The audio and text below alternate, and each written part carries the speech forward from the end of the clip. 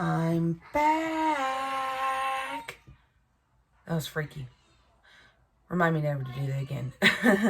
What is up, you guys, and welcome back to my channel. So the last time you guys saw me was in a single wide trailer, and for those of you guys who don't know, I did set a fire to my double wide on accident, and so my landlord decided to move us into a single wide. Well, long story short, my husband, the maintenance man, kind of got into it.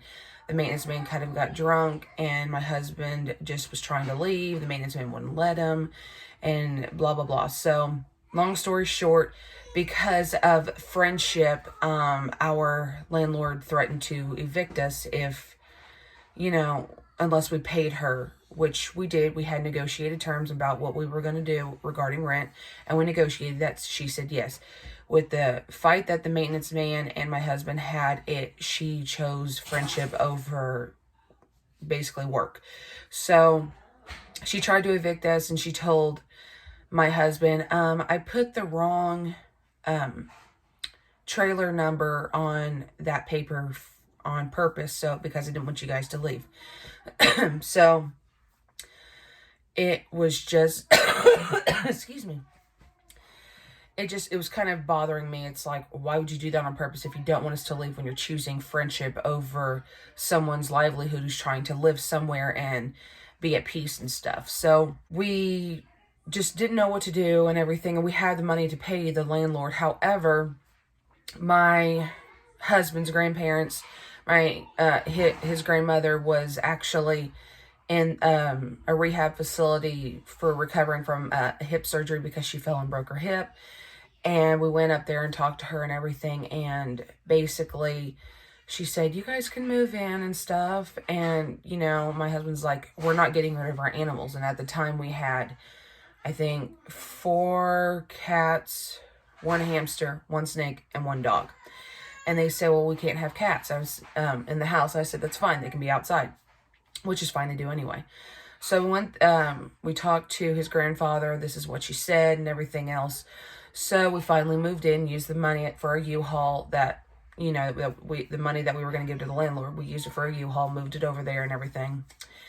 And so my husband got a job, what was he doing? Building pole barns and everything else.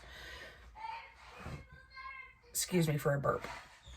So anyway, moved there and everything was kind of pretty okay. I mean, I was taking care of his grandmother after she came out of the rehab facility in July, I think. And so once we did all that, it was late June. And once we did all that, got her home, I was taking care of the house, cleaning it, cooking for her and everything while her husband was at work. And then all of a sudden there was one night where my husband's grandfather basically had a heart attack, and for 40 years, he never went to a hospital, never had insurance or anything like that. So he finally said, call 911. It's not going away. So finally they said, okay, this is what we're going to do. You cannot go back to work for a little bit and everything. And I'm sorry, but when someone says that a doctor says you can't go back to work, but that's the only second means of income that you've got, I would fight with the doctor, say I need to go to work for however long just to bring home a paycheck. And then she finally said, if you could stand it, go 4 hours. So I thought that was pretty okay. So then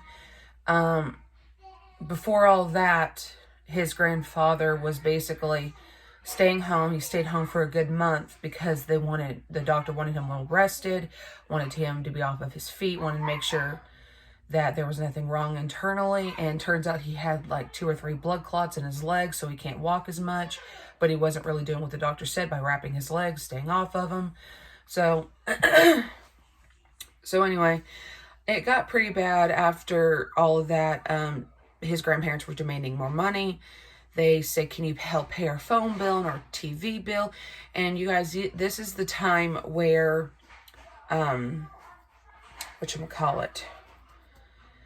this was the time when his grandfather and my husband had a talk and said, you do not need to pay our bills. This is before we moved in, guys.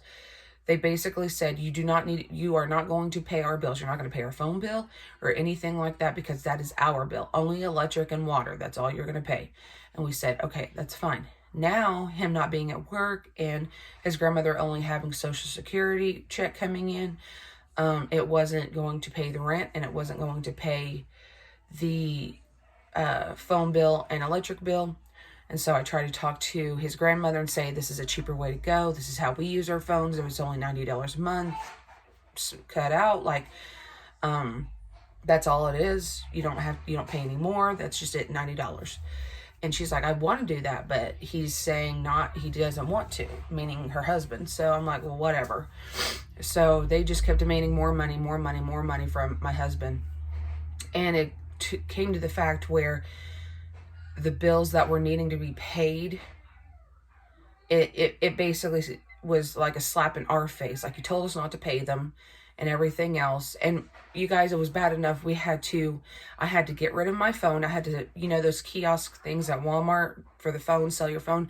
I had to do that for my phone in order to get diapers, because we were paying their bills. So that's one of the reasons why I didn't have my phone to get on YouTube to tell you guys this is what's going on and everything else. And I didn't want to tell you guys because it's just, it was more like a slap in the face and everything else, because this is what was going on with his grandparents. And then, while that was happening, my husband was getting so stressed out. It was basically taking a toll on our marriage. We got into this big, humongous fight, and I ended up staying in a hotel with our kids and stuff.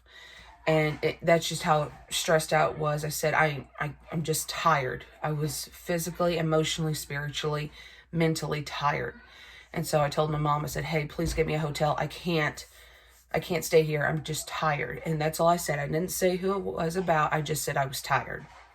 So, she kind of thought that it was my husband. So they got into a fight, and then it almost broke me and my husband up, getting a divorce and yada, yada, yada. So I just stayed there. Me and him kind of talked and everything. Me and my husband because I stayed in a hotel for 2 days and everything. And so his grandparents were kind of like, tell me what's wrong, Kayla. Tell me what's wrong. What's wrong? Is it Danny? Is he cheating on you? What is he doing? What is he doing? And it's like, I said, no disrespect. I don't want to talk about anything. I'm just tired.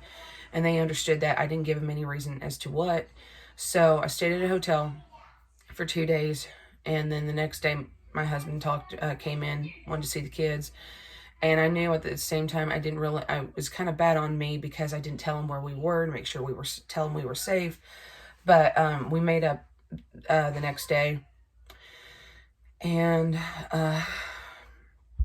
after that, me and my husband talked, and he's like, I want to go and see my brothers and my sister. And I said, well, what are you talking about? He's like, my brother and sister are sharing their birthday on like this coming up weekend, and I want to go see them because I haven't seen them in 9 years, and meaning this is in Arkansas.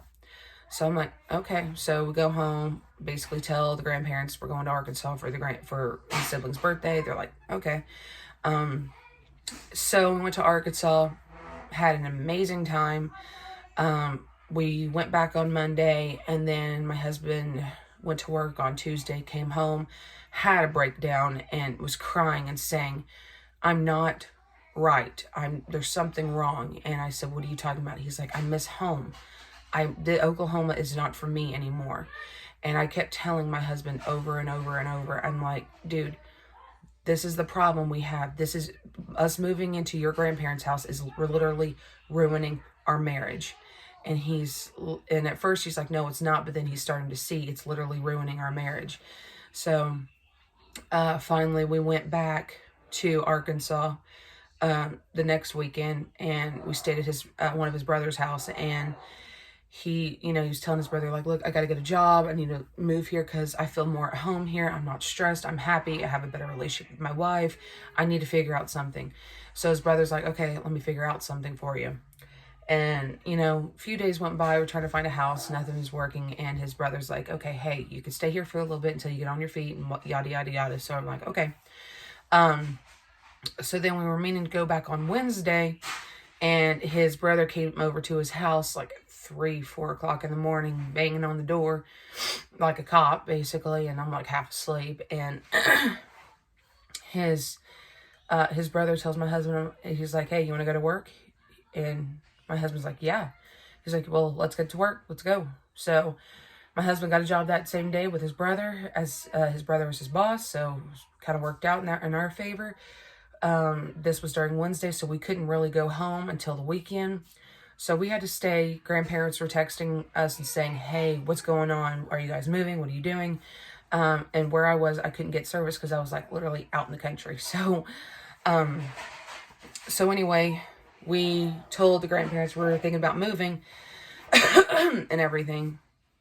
And it was kind of getting to a point where I didn't know exactly what to do because I felt bad because I was leaving the grandparents behind. But I kept thinking to myself, it's to better the kids, it's to better your marriage, because it's literally legit ruining it. And so that's all I kept thinking in my head. So over the weekend, his brother said, go get your stuff, come back, and we'll decide what we need to do. So we got our stuff, came back. We had to, our hamster was, his grandparents wanted the hamster, so we gave him the hamster. We couldn't keep the cats because my husband's brother has chickens, so we had to leave them behind with the grandparents, and they said that's fine as long as they stay outside. So we only had our snake and our dog. So then it kind of got really bad when we thought everything was going good. We thought we were doing what we needed to do. I was cleaning, I was cooking in his brother's house, making sure everything was neat and everything, because it's his house and I want to make sure him coming home to it when we moved out, it'd be there for him nice and clean. It kind of, I'm not too sure. I guess, he was talking to his now fiance that we were wanting to move there because he was always over at her house staying. And, I guess she didn't really like it because they like to go back and forth with each house.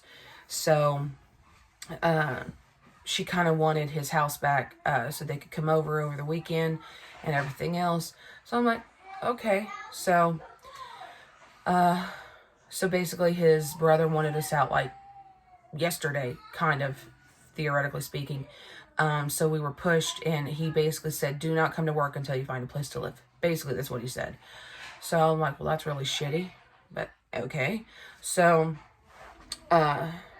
we tried for 2 days, tried to find a place.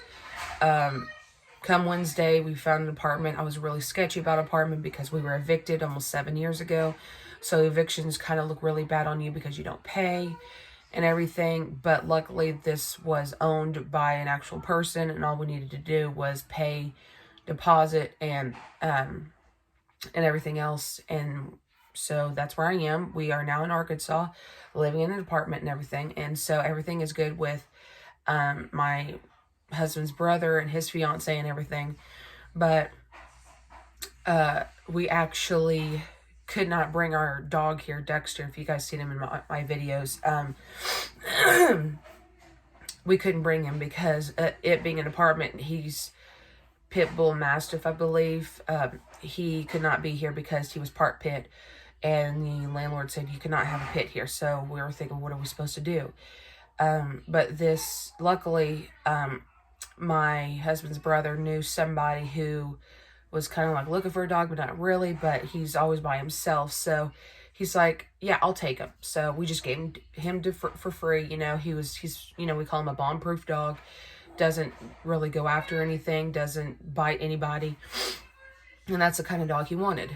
So he's there, he's happy. And that's where my life is, guys. We are much happier. Me and my husband, we have our little arguments, but that's when I'm depressed or anything, but we are happier. It's a 2-bedroom, 1-bath apartment, but it's all right because the kids have the master bedroom, which is a lot bigger. This is the kids' bedroom. As you can see, it's very tiny. But it's just fine for us for right now. It's only temporary. Everything's a temporary home, people. You guys should know that. But all in all, this is where we're at. I wanted to tell you guys, I wanted to start doing my makeup and my hair. And if you guys see how gray my hair is, it's so bad. I need to dye it. I wanted to do, it's what I'm going to call it a wind down Wednesday, which I want to tell like historical stories that you guys probably have never heard of. And I'm not trying to get in the way of Bailey Sarian's murder mystery and makeup because I'm like obsessed with that and everything. I just felt like some things, she talks about serial killers and murder, and I want to talk about like different things like the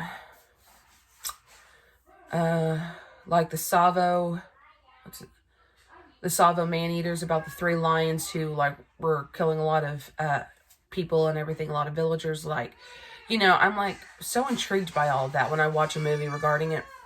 So I thought that'd be okay.